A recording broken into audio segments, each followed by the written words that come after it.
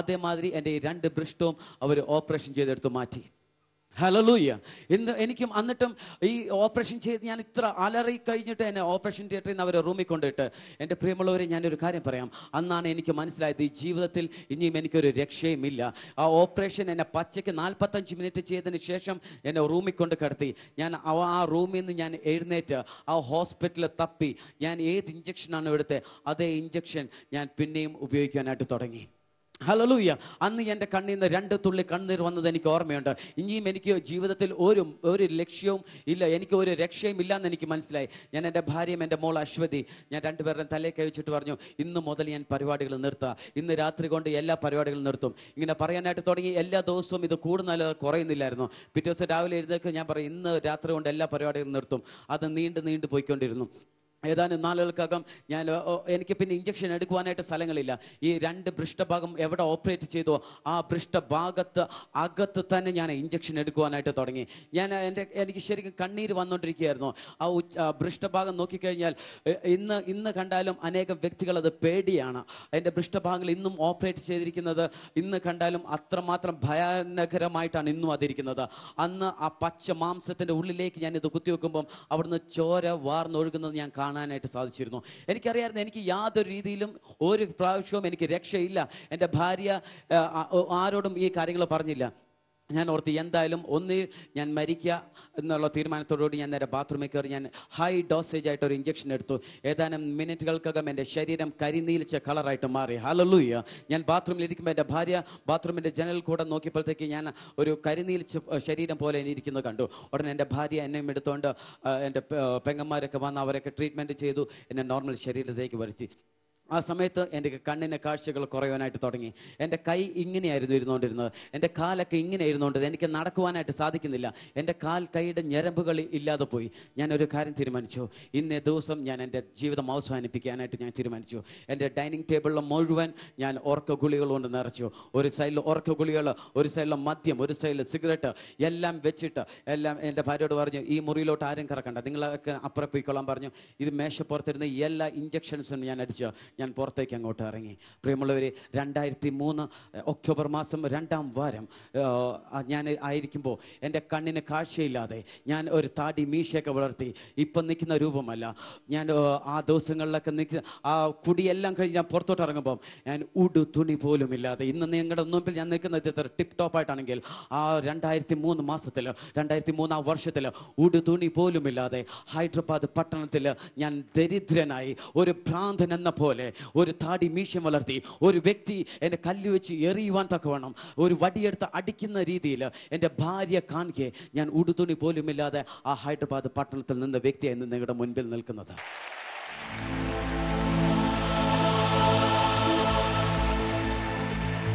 ഇത് അന്ത്യ ഉണർവിന്റെ കാലം, ഇത് ഒടുവിലത്തെ കൊയ്ത്തിന്റെ സമയം. ഇതുതന്നെ പരിശുദ്ധാത്മാവിലുള്ള സുവിശേഷീകരണത്തിന്റെ നാളുകൾ. സ്വർഗീയ വിരുന്നിന്റെ വിവിധ മിഷൻ പ്രവർത്തനങ്ങളിൽ സാമ്പത്തിക പങ്കാളികളാകാം. മിഷൻ മന്ത്സ് 2008 നവംബർ 1 മുതൽ 2009 ജാനുവരി 31 വരെ. നിങ്ങളുടെ സംഭാവനകൾ അയക്കേണ്ട വിലാസം: ഹെവൻലി ഫീസ്റ്റ്, കോട്ടയം 1. കൂടുതൽ വിവരങ്ങൾക്ക് വിളിക്കുക 94406171. വരൂ, നമുക്ക് മുൻപോട്ട് കുതിക്കാം യേശുവിനോടൊപ്പം. മിഷൻ മന്ത്സ് 2008 നവംബർ 1 മുതൽ 2009 ജാനുവരി 31 വരെ. സ്വർഗീയ വിരുന്നിന്റെ വിവിധ മിഷൻ പ്രവർത്തനങ്ങളിൽ സാമ്പത്തിക പങ്കാളികളാകും.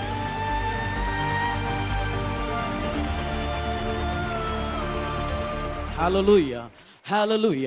പ്രിയമുള്ളവരെ, അന്നും എൻ്റെ മുണ്ടെ പിടിക്കുവാൻ പോലും എനിക്ക് ആവതില്ലാതെ ഞാൻ അവിടെ കുഴഞ്ഞു വീഴുതായിരുന്നു. എന്നെ കുഴഞ്ഞു വീണിട്ട് ആൾക്കാർക്ക് എന്നെ പിടിക്കുവാനായിട്ട് സാധിക്കത്തില്ല.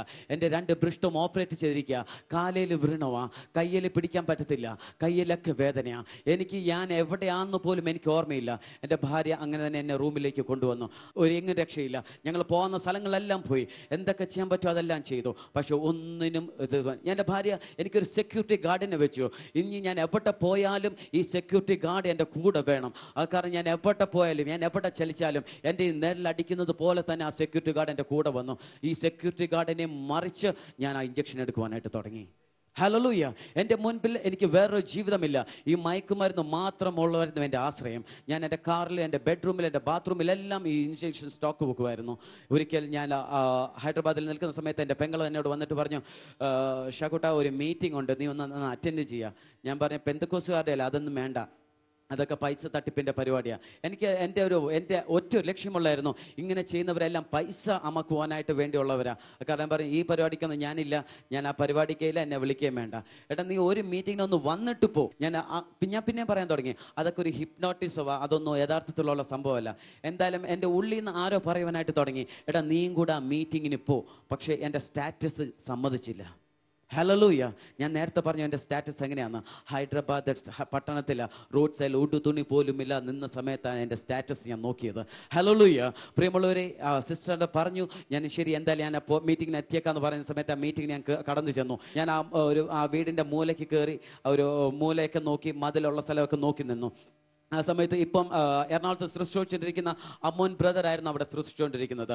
പ്രിയമുള്ളവരെ, ഞാൻ അങ്ങോട്ട് കയറുന്നപ്പോഴത്തേക്ക് ഒരു നല്ല ഫുൾ കൈ ഷർട്ടൊക്കെ ഇട്ട് ഒരു പയ്യൻ അവിടെ നിന്ന് കൈയടിച്ച്, എന്നെ യേശു ജീവിക്കുന്നല്ല ഞാൻ ജീവിക്കും എന്നൊക്കെ പറഞ്ഞ് ഇങ്ങനെ പാട്ട് പാടിക്കൊണ്ടിരിക്കുന്നു. ഞാൻ പെട്ടെന്ന് ആലോചിച്ചു, ഇവർക്കൊന്നും ഒരു പണിയില്ല, ബൈബിളും കഷത്തി വെച്ചിട്ട് ഇങ്ങനെ നടന്നാൽ മതിയല്ലോ, എന്തെങ്കിലുമൊക്കെ ചിക്കിളിയൊക്കെ കിട്ടുമെന്നായിരുന്നു. ബട്ട് ഏതാനും നിമിഷങ്ങൾക്കകം ഞാൻ ആ ദിവസം ഇന്നും എൻ്റെ ജന്മദിനം പോലെ ഞാൻ അത് കൊണ്ടാടുന്നത്. ജനുവരി മാസം 16-ാം തീയതി 2004 ഒരു വെള്ളിയാഴ്ച ദിവസം ഞാൻ ഇങ്ങനെ ഇരിക്കുമ്പോൾ ഏകദേശം 8:15 ഇടയ്ക്ക് ഈ അമ്മോൻ ബ്രദർ എല്ലാവരും എഴുന്നേറ്റ് നിന്നു. പ്രാർത്ഥിക്കാമെന്ന് പറയുന്ന മാത്രയിൽ ഞാനും കൂടെ എഴുന്നേറ്റ് നിന്നു. ഞങ്ങൾ രണ്ടും പരസ്പരം ഇതുവരെ കണ്ടിട്ടില്ല. എങ്കിൽ അമ്മോൻ ബ്രദർ എല്ലാവരും കൂടെ എഴുന്നേറ്റ് നിൽക്കാൻ പറഞ്ഞപ്പോൾ ആദ്യം തന്നെ എൻ്റെ തലയിൽ കൈവച്ചു എന്ന് എനിക്ക് ഓർമ്മയുണ്ട്. ആ തലയിൽ കൈ വെച്ചത് എനിക്ക് ഓർമ്മയുണ്ട്. അതോടുകൂടി ഞാൻ താഴോട്ട് വീഴുകയും ചെയ്തു. ഹല്ലേലൂയ. പ്രിയമുള്ളവരെ, എൻ്റെ ഹൃദയത്തിൽ നിന്നല്ല, എൻ്റെ ശരീരത്തിൽ നിന്ന് എന്തോ ഭാഗങ്ങൾ എന്നെ പൊട്ടിപ്പോകുന്ന പോലെ എനിക്ക് അനുഭവപ്പെട്ടു. ഏതോ ഒരു വ്യക്തി എന്നിൽ നിന്ന് മാറിപ്പോകുന്നത് പോലെ എനിക്ക് അനുഭവപ്പെട്ടു. ഹല്ലേലൂയ.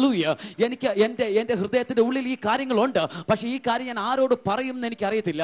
എൻ്റെ ഉള്ളിൽ ഞാൻ അത് അനുഭവപ്പെട്ടതാ.